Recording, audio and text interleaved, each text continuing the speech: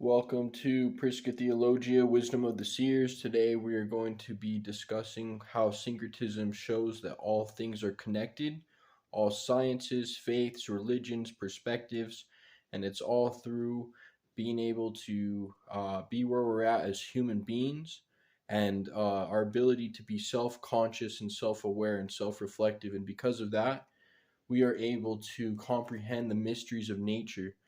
The mysteries of nature are the mysteries of the soul, and these mysteries were once kept from humanity only for the initiated few who, by trial or error, decided that it was time to utilize this existence for something higher than oneself. Because in the path of syncretism, the path of the razor's edge, or the path, or the Tao, or the way, whatever you want to call it, it all leads to um, overcoming the soul, triumphing over circumstance and overcoming its lower nature to inherit higher consciousness. In the Bible it says to inherit higher kingdoms, but we know these kingdoms are higher states of consciousness and higher realms of existence. So let's get into some of the basics. So we have the numbers. So numbers are always important because we have the 7 chakras. Then we have the 7 days of the week.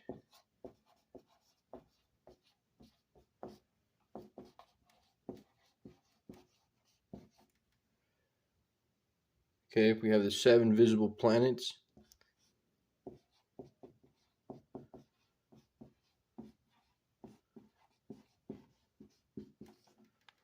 Seven musical notes, not the chromatic, but just the do, re, mi, fa, sol, la, ti, do.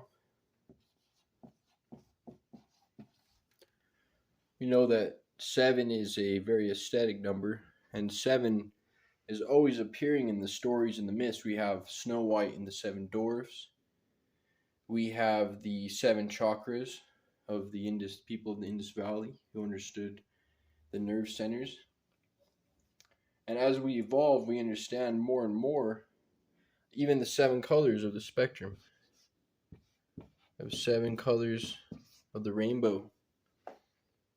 Red being at the bottom, ultraviolet being at the top. In the same way of the 7 chakras, the root chakra being red and the crown chakra being ultraviolet. Now, the chakras are much more than just imaginary orbs of light. They are actually where the nerve centers of each of the 7 glands. That brings me to the next point. The 7 glands.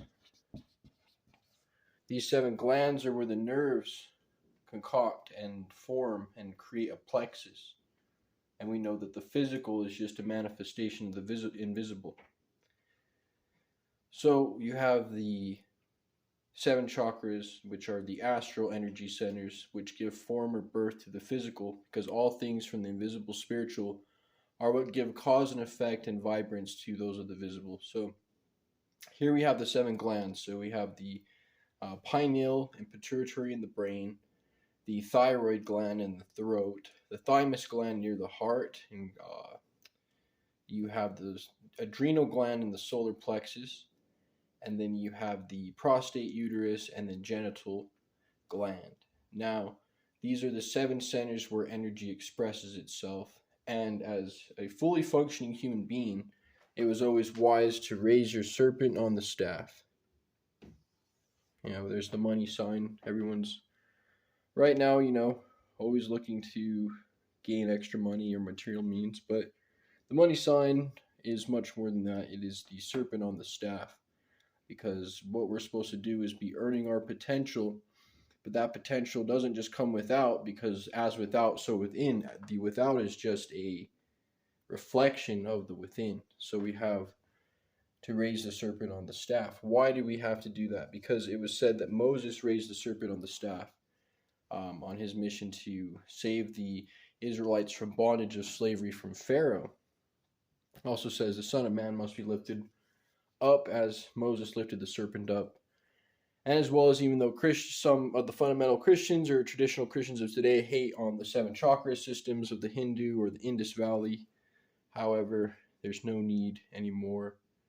Because with the knowledge of syncretism and the ability to comprehend, we can understand that all of these, there is only one truth. There is one truth in existence, and that truth trickles down and is perceivable based on the level of consciousness of each entity. So, therefore, animals have a hard time of perceiving religion or philosophy.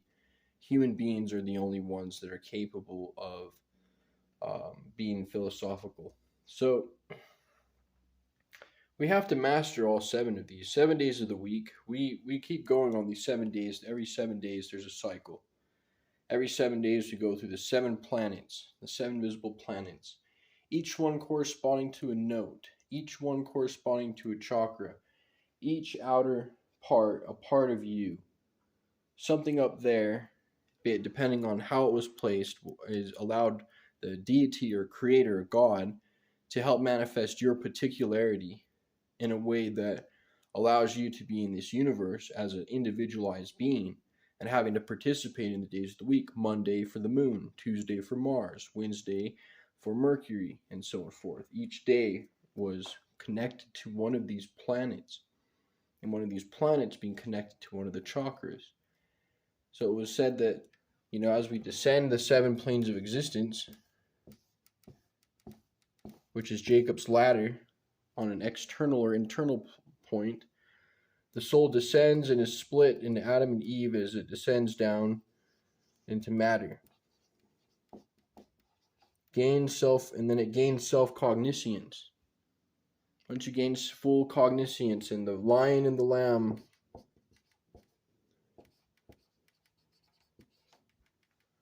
are in peace together, which means the brain and the heart. The brain is the center of the ego, the individual ego, not the lower ego. We're not talking about in a negative term, but just your sense of individual identity. And the lion is the inner being. So the inner being and the inner individuality must merge again from whence they departed. And if you look at my last presentation, it also goes into more of a soul partnership type of thing, but generalizing into the body, it's all about the skeletal structure. Because these 7 chakras all come together on a particular point of your spinal column. So the spinal column was the staff that Moses raised the serpents in the wilderness. And it's important to know that every day we have an opportunity to transmute a bit of this energy. A lot of people right now are overly caffeinated, overly exercising, overly exhausting their resources, whether that be through anger, lust, gluttony. Any of the 7 cardinal sins essentially burn up that energy potential that is utilized to activate each chakra. Now, this is why we see a lot of people, we feel like they have low energy, or they're slouched, or they're uninspired, or unregulated, or impulsive, or not able to control themselves, is because the energy is not able to reach the brain. Throughout your life, it's good to allow yourself to rejuvenate and allow some of this energy to demystify up into the higher chambers of the body, and not just waste it all in carnal activity. So this is what the alchemists were doing back then. So before, it used to be a big secret to, self-actualization or self-awareness, self-remembering, which just all means of, instead of just going about your life like, oh, hey, we're all here, nothing's going, like actually taking some time to look, to reflect on the inner being within, to take some time to have a chat with the man upstairs being the higher consciousness, God, deity,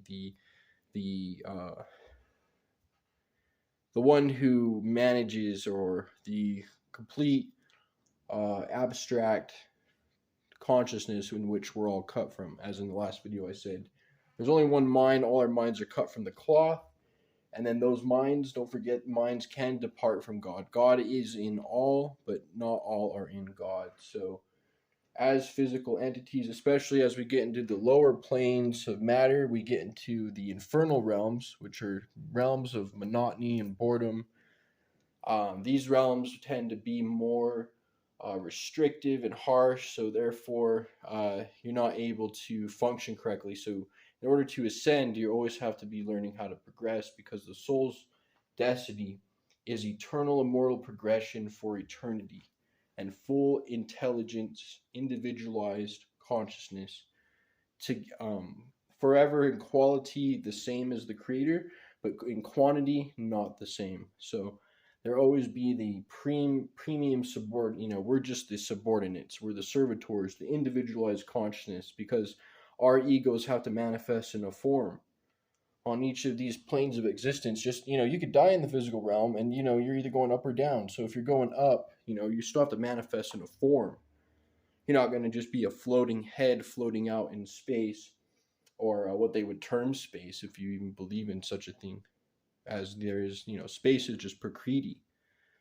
Space is the field, and the knower of the field is Purusha, which is the spirit. And that one unified spirit separates into the seven, and that seven are the seven virtues: justice, mercy, splendor, judgment, density. These are all the seven archetypes that hold our reality together on a anagogical, eternal spiritual level, and allow all forms to manifest in a way that they do. This is why there's so much order in life. Everywhere you go, you see order and organization, and everyone is striving to be better, even if you're considered a materialist or some sort, maybe you're not so philosophical or religious, but at the same time you're still accessing, your highest potential little by little, so that one day you will ask yourself the fundamental question: who am I?